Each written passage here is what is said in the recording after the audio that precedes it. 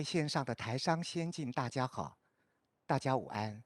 首先呢，代表外贸协会欢迎各位报名参加这次的线上研讨会。我是外贸协会杜塞道夫台湾贸易中心主任廖俊生。今天的研讨会，我们很难得邀请到在德国医疗产业有超过15年工作经验，也是欧盟认证与行销方面的专家 Manuel Neuer 先生。Mr. Neuer 所辅导的 MDR 成功案例不计其数，客户也遍及台湾、中国、日本、韩国、澳大利亚以及东南亚各国。2014到2018年 ，Mr. Neuer 曾住在台北，担任跨国公司的采购，对台湾因此特别有情感。这段期间，他也经常在亚太地区旅行，累积了亚洲医疗器材厂商申请欧盟认证的实战经验，更能迅速协助解决厂商经常面临的各种障碍及困难。今天的活动是由经济部国际贸易局主办，外贸协会执行，希望各位在研讨会后都能够收获满满。日后如果有进一步需求的资讯或协助，欢迎各位随时跟我们联络。接下来我就把时间交给今天的讲师 Mr. Neuer， 谢谢大家。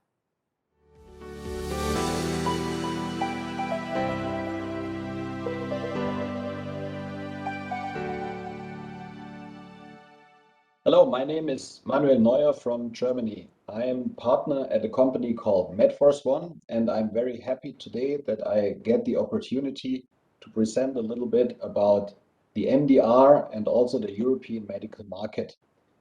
First of all, I would like to thank Taitra for the organization of this talk.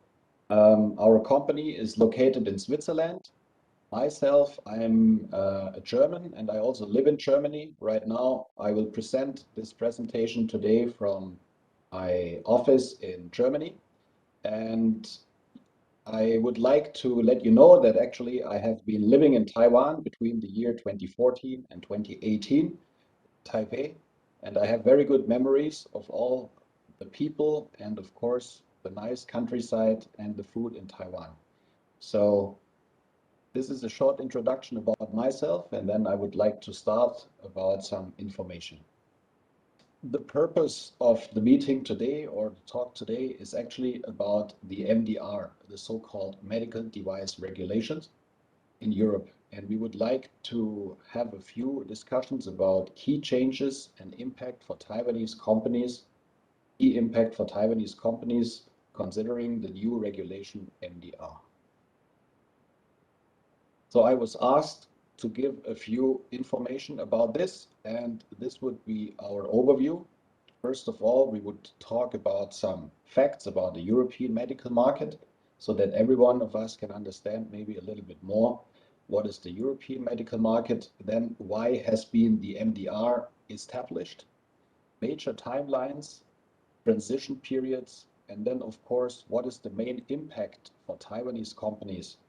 And last but not least, what can we all do to actually start an initial and successful implementation of MDR regulations into Taiwanese companies so that at the end of the day, the Taiwan company can sell successfully in the European. Looking about the map, this is the map of Europe. So we all know that Taiwan is an island and we have around 23 million Taiwanese, and if we are looking at the medical market in Europe, there are many companies, many countries. It's not just one country. So in total, we are talking about different companies, countries, and we have altogether around 107 billion euros turnover in Europe. Around 67,000 companies, including small businesses, and 600,000 employees in the medical business. So all the data we are going to show in this presentation will still include the UK, Great Britain. However, as you all know, the Brexit has come into place. So that means the UK is still, of course, part of Europe, but not part of the MDR system. Nevertheless, we talk about the market information so that you can also understand that UK is a big part of Europe still. year 2020, we had the 3 major markets in Europe. So all in all, it's very important to know that talking about a European market means, on the one hand, we have, of course, just one regulation, a European regulation. On the other hand, we have a lot of different countries and different languages. As in Taiwan, we have like Mandarin, we have Taiyu, and we have Hakka and other spoken languages. However, everyone will understand Mandarin language. For a Taiwanese company going to a European market, it might be a little difficult because Germany, you need to support some German documents. France might be you need to speak the French language, and of course UK, you can do English. So the top countries, when it comes to the total size of the medical markets, we have Germany as the biggest market. So around 1/4, 6% of the total turnover in the European Union is actually generated in Germany. Second country would be France, and third country would be UK. And then only we have Italy with around 10%, Spain with 6%, and as you could see, like Switzerland, Netherlands, Belgium, Sweden, Austria. And the remaining 15% are others. Others means a lot of new countries in the European Union, mainly from the eastern part of Europe. We are mainly talking today about the medical market, medical device market. However, there's also an IVD market, the so-called in vitro diagnostic markets. Again, here we have all the European countries listed. Germany is among the biggest with around 20%. Second would be France, and third would be Italy. The UK, as you can see here, would only be ranked on number 5. How can we compare the European medical market to other medical markets? If we take Europe as a total one market for Taiwanese companies to think about and to attack the market, we still have, of course, the biggest medical market in the world is the US. So around 40% of all the sales made, the data is from 2020, actually from a statistics environment called MedTech Europe. They are saying that around 40% of all the companies and all the turnover are actually in the US. Second would be Europe already. So Europe, we always have to keep in mind that these are many companies, not only one company. And on third, we can also see the People's Republic of China. So China has taken over Japan as one of the biggest medical device markets in the world. And of course, with the growing China in this field, they might come closer and closer to Europe and US.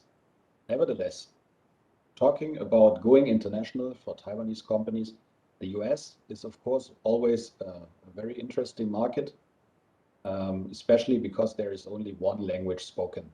In Europe, should be still considered a second important market for Taiwanese companies because a lot of the whole range of medical devices sold is actually in the European markets. A few statistics about the growth rates in the last couple of years. So it started from 2009 and it goes up to 2020. So you can see in general, we always have a growth since that time. There was only some decline during the economic crisis in 2009. However, in general, the market is growing. What we can see here is that we have different company, we have rated it after different company and application. So for example, orthopedics and prosthetics market, patient aids, dental products, diagnostic imaging. And you can see that every year from 2016 to 2019, there was a growth. However, last year, since the beginning of the pandemic, of the COVID-19 pandemic, we have a very big decline in, for example, the dental products and orthopedic products. The similar kind of thing has happened in Taiwan because a lot of surgeries have been shelved or have been delayed. All the surgeries who are not actually very important, for example, orthopedic implant, a new hip or a knee replacement might have been done. However, we are all expecting that at the end of the day, there will be the growth as before the crisis. So we need to consider the market as a very interesting market for Taiwanese companies. Where does Europe get its medical products from? Of course, there's a lot of companies in Germany and other European countries producing medical devices for the market in Europe and also exporting. However, this data here is all the import. So where is the import from for all the medical products into the European market? Only discussing the importing products, not the local manufacturing. And you can also see here that still USA is the biggest exporter to Europe when it comes to medical products. Like around 40% of all items in the German market are actually made in the US, or let's say from US companies. This could be in these 40% could already be included some Taiwanese companies, because a lot of Taiwan companies do ODM to US companies, and they might ship it to US for some final inspection, and then it will be shipped to Germany. However, 40% is the US, and then China has become the second biggest exporter of medical devices to the European Union. Here, especially during the pandemic, a lot of items like face masks and tests, like medical tests, COVID-19 tests, have been exported from China to the European Union. So this was a short introduction about the markets and the market sizes in Europe, and now we are talking about the MDR. First of all, why has the MDR happened? You might have heard about the GHTF, the Global Harmonization Task Force in 1993.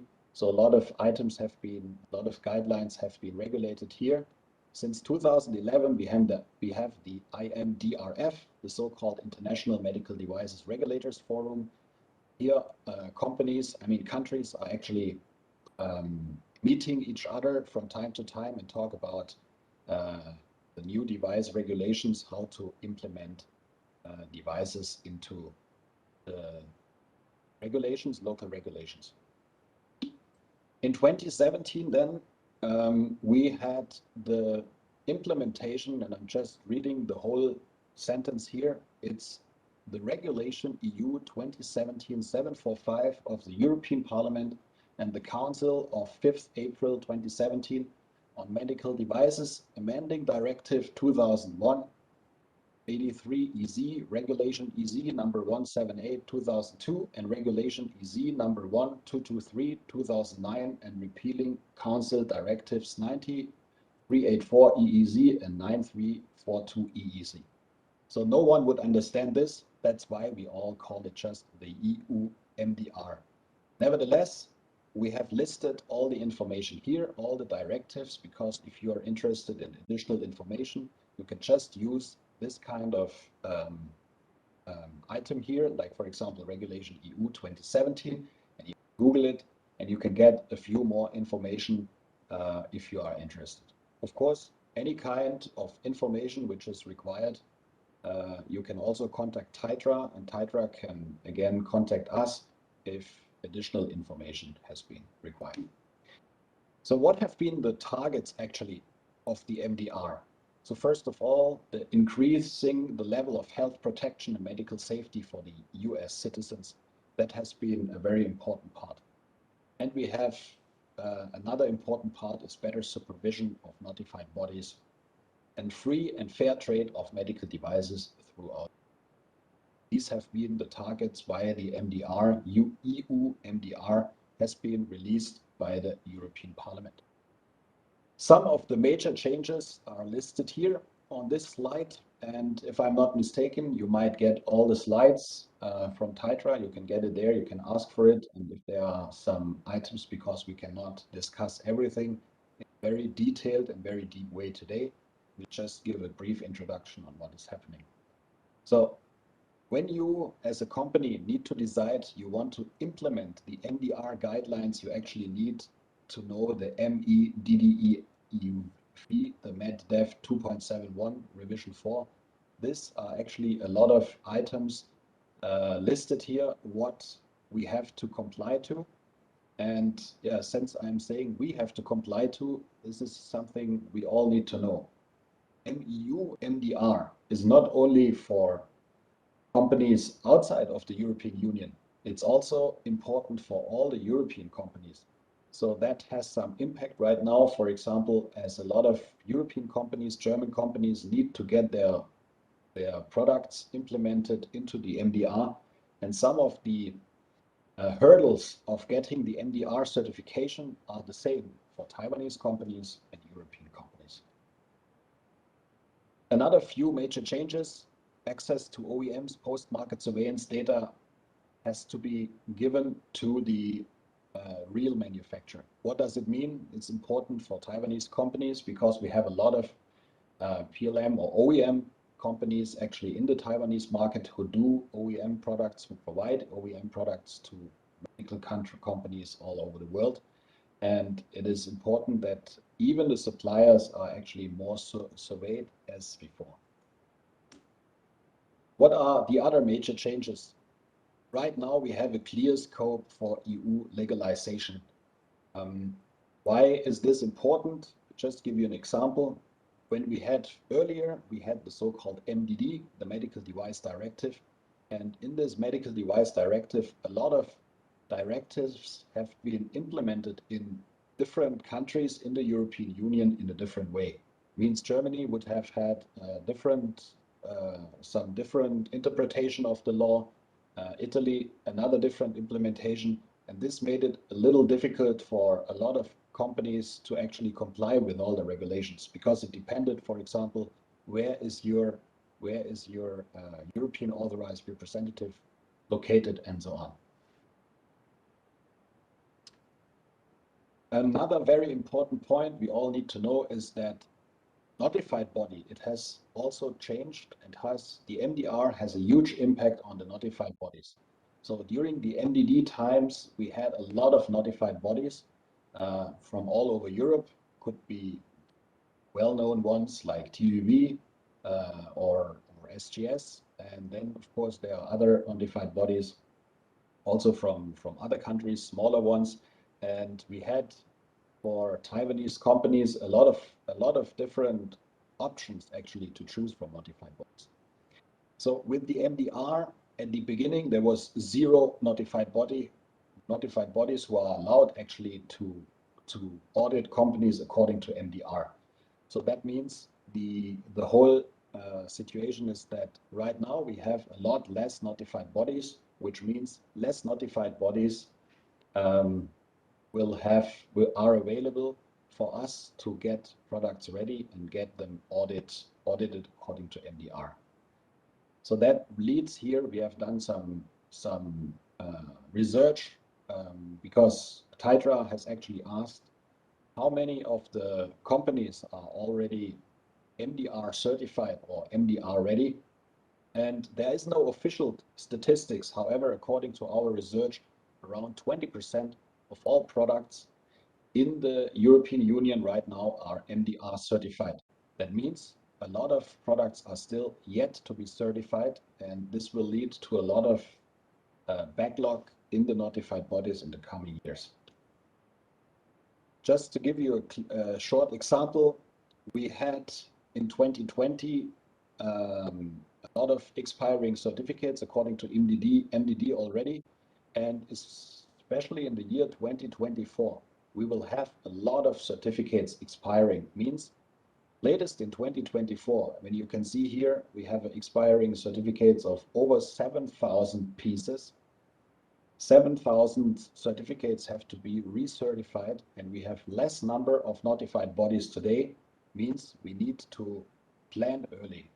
And that's a clear advice to any Taiwanese company.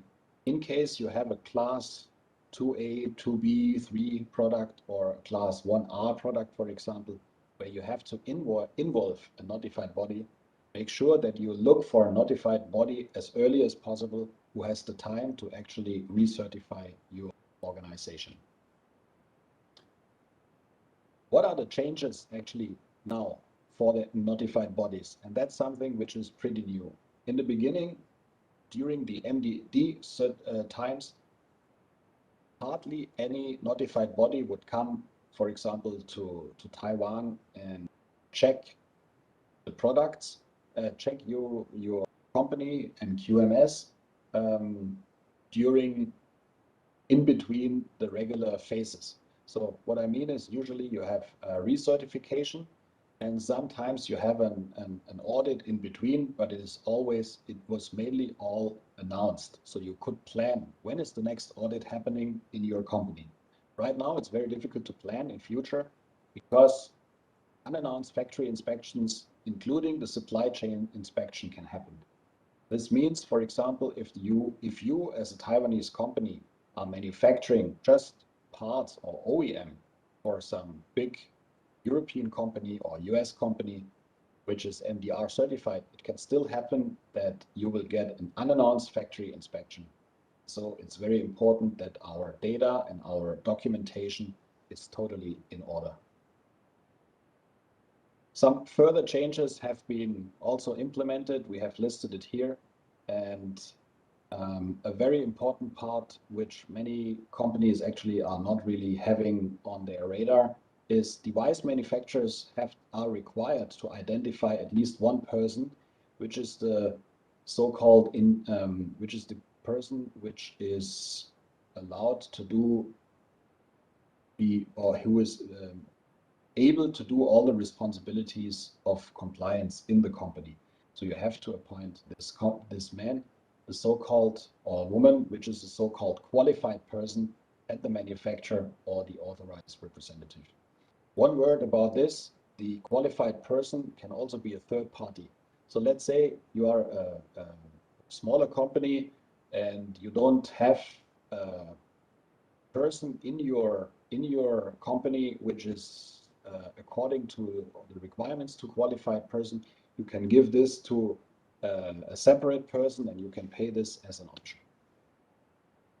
Some of the changes are actually also important for the authorized representatives. So according to MDD, we had very simple regulations for the European authorized representative. Actually, any company could do it. Now there are a lot of new requirements, so we can just advise you that you check with your existing EAR, European or other people are calling it the EASY rep, whether they are complying to all these items.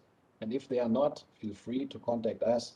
But not only OREPS is a good company to do this, there are a lot of reliable companies in the market who can serve your company as an EAR. So what else? Some of the requirements are actually according to internet sales. So there are some further requirements for internet sales and internet shopping. That's especially important because even any class 1 product, medical class 1 product, the manufacturer has to have a QMS system in place, which sometimes companies are not really aware of. So that's why internet sales, online sales will also be strictly regulated in future. Another new thing which has been actually implemented now is the so-called EUDAMED, European database of manufacturers of medical devices. Here now everyone has to actually get implemented into the EUDAMED system, which means any manufacturer, Taiwanese manufacturer, or also even now importers and distributors into the European Union have to register at the EUDAMED. Furthermore, one of the main aspects of the MDR is actually the post-market surveillance, and there's a lot stronger focus on that. And just that you have heard it, you have to do a few more things. For example, the UDI, the unique device identification, means any company has to put this UDI logo on I mean not the logo, but this number on the products, and this will again be centralized in the EUDAMED database.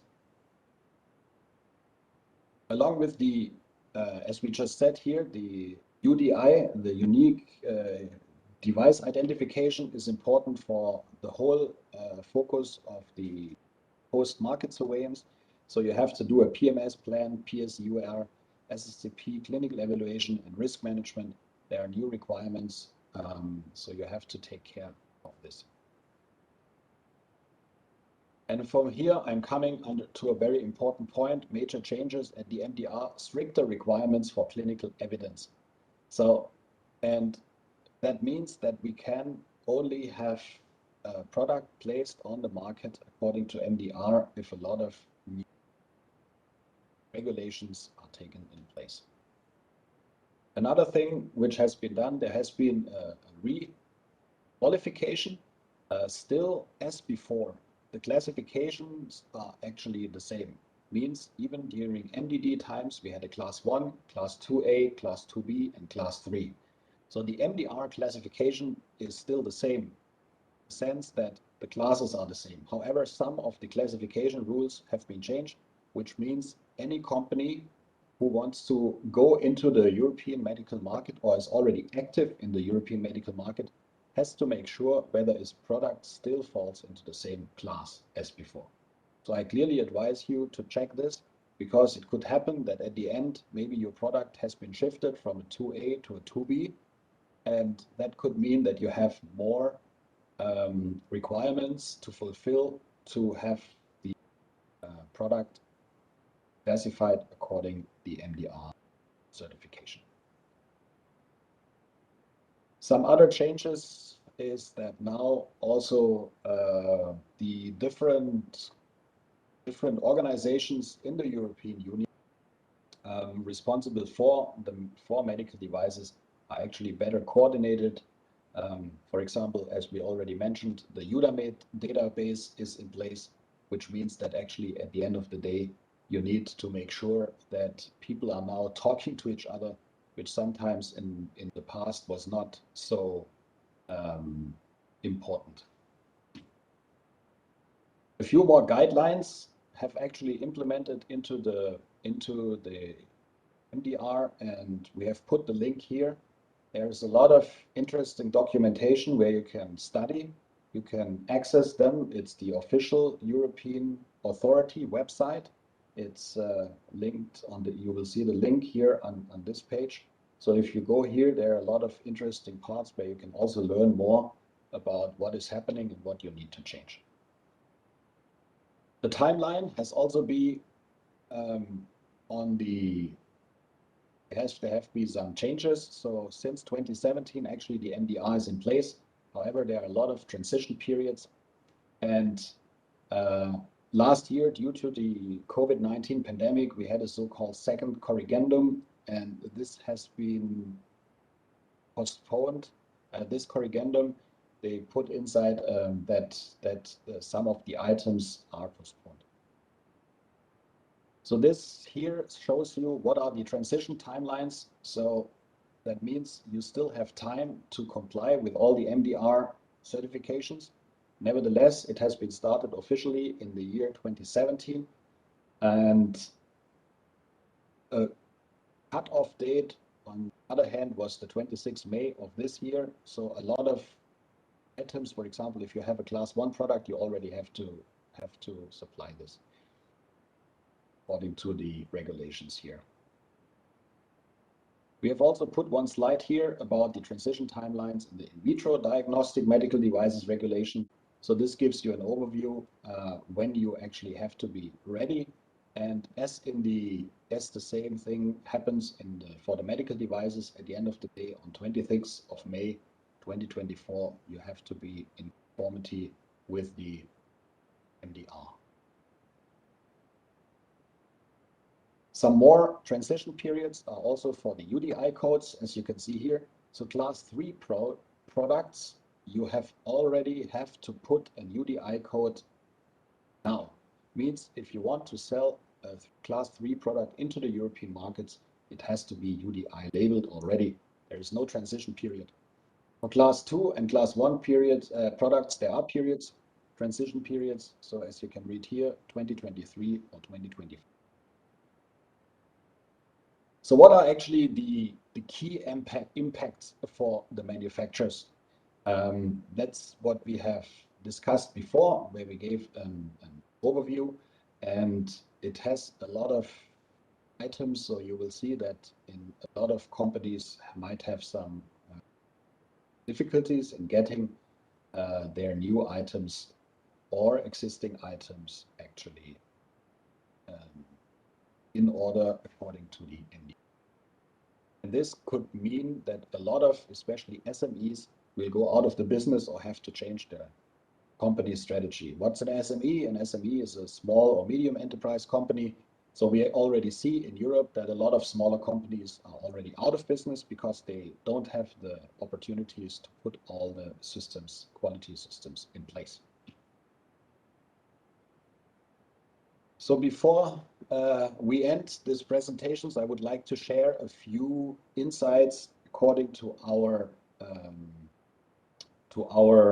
past experience working with Taiwanese companies. So what are the main hurdles for Taiwanese companies?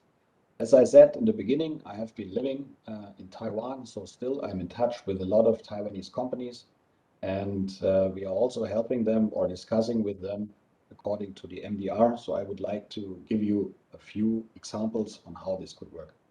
So as a first example, there was a manufacturer, and I'm just saying that I will not disclose any company names. I'm just telling you what kind of products the company is producing to share some experience. So our first case is a manufacturer of a class 2A and class 2B and class 3 products. It's a manufacturer based in Shinbei. And what are all the changes and obstacles they faced? For example, one of the things is they had their EAR, the European Authorized Representative, in the UK. So since there was Brexit, they had to change the EAR. However, in this case, they were lucky because the EAR himself has changed its location to a country inside of the European Union.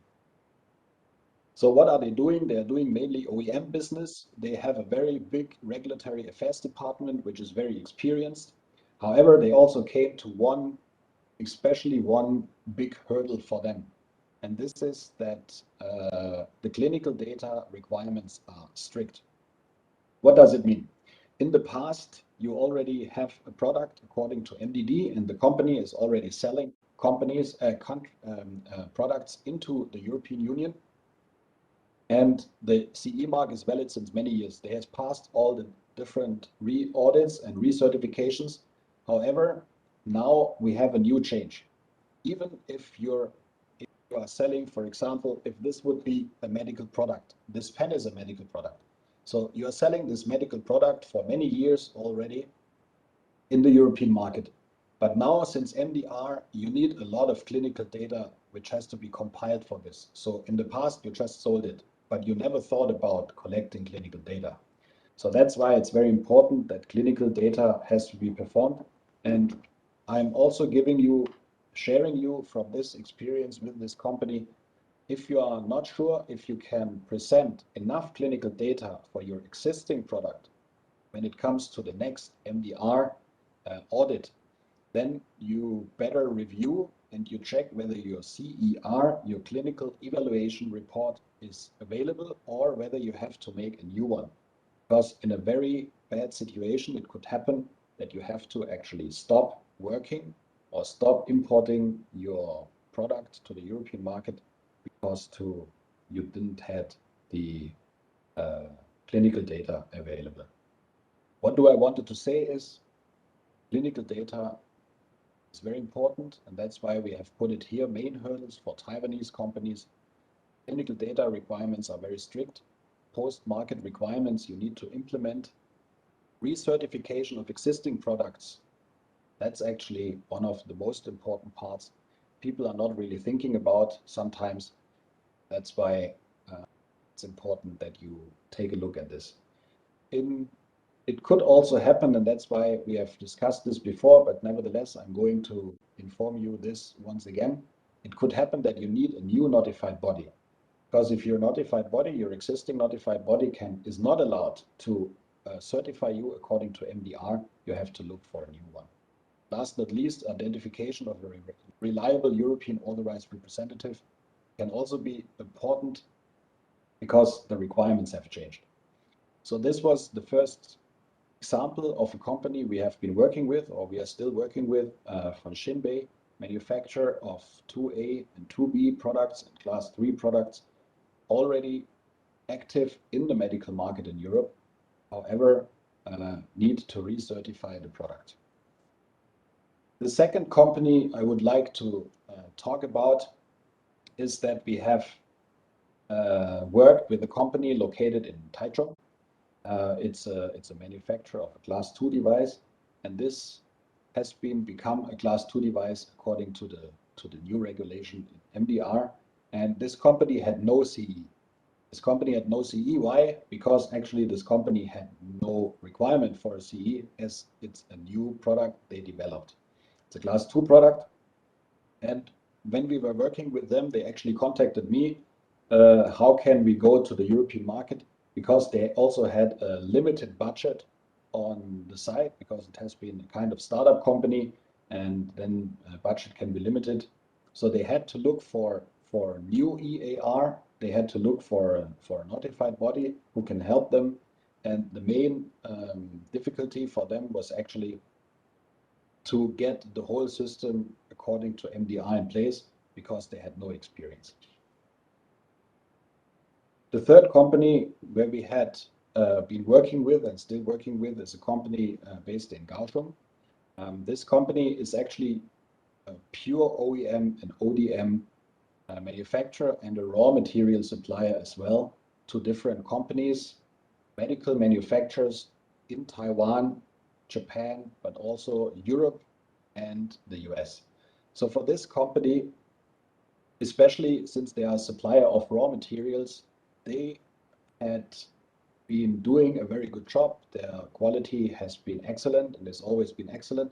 However, since all their clients, a lot of their clients, are actually going to go into the European market and they need to be MDR ready, they were coming to them and asking them for a lot of new documentation. What does it mean for a company who is actually producing a lot of items?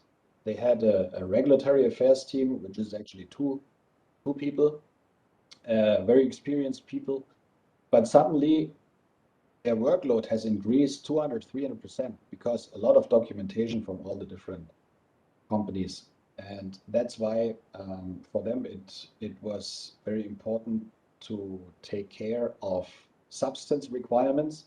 That's something which is more and more important today, especially you have to comply with the EU RoHS and the REACH, and some of the raw material suppliers for their products might not have enough documentation.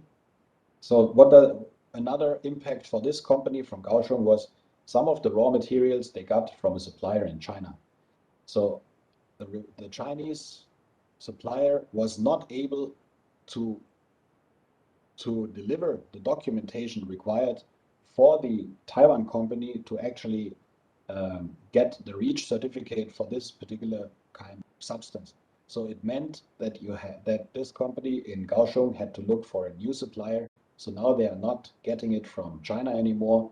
They have found an alternative supplier from Vietnam who is actually able to help them to supply the right material with the right documentation.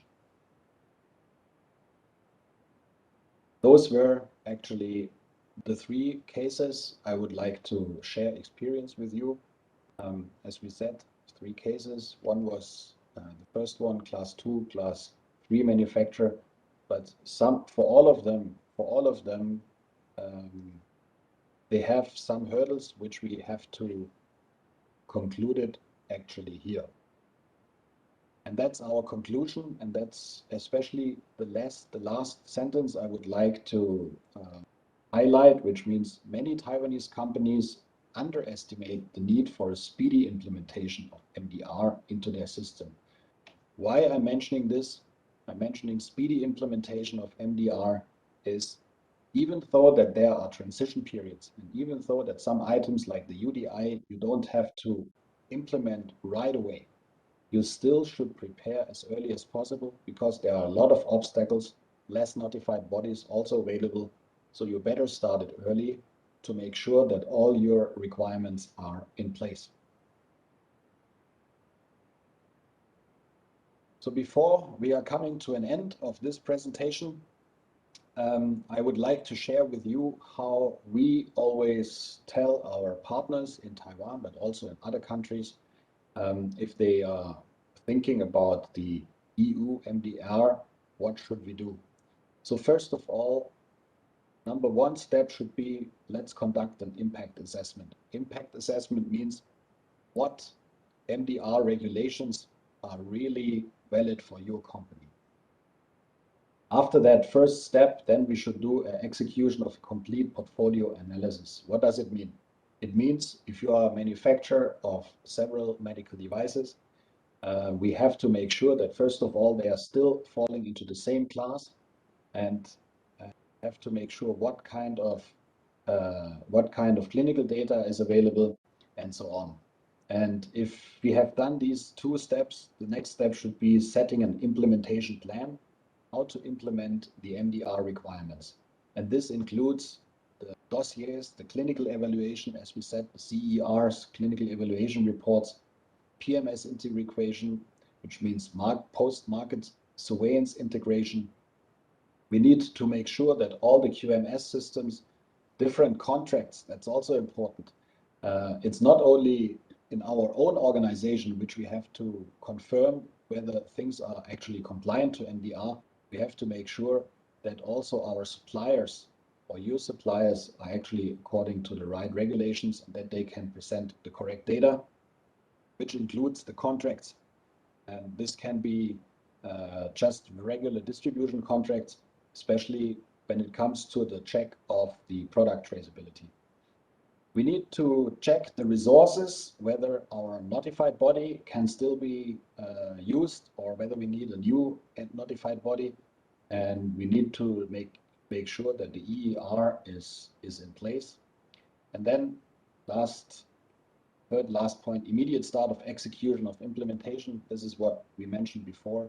Make sure it is as fast as possible, that we will be able to get all the products in place. Internal monitoring and internal audits, of course, can help. We are always helping companies in a sense that we have in our organization certified lead auditors who are actually allowed to do our certifications for other companies.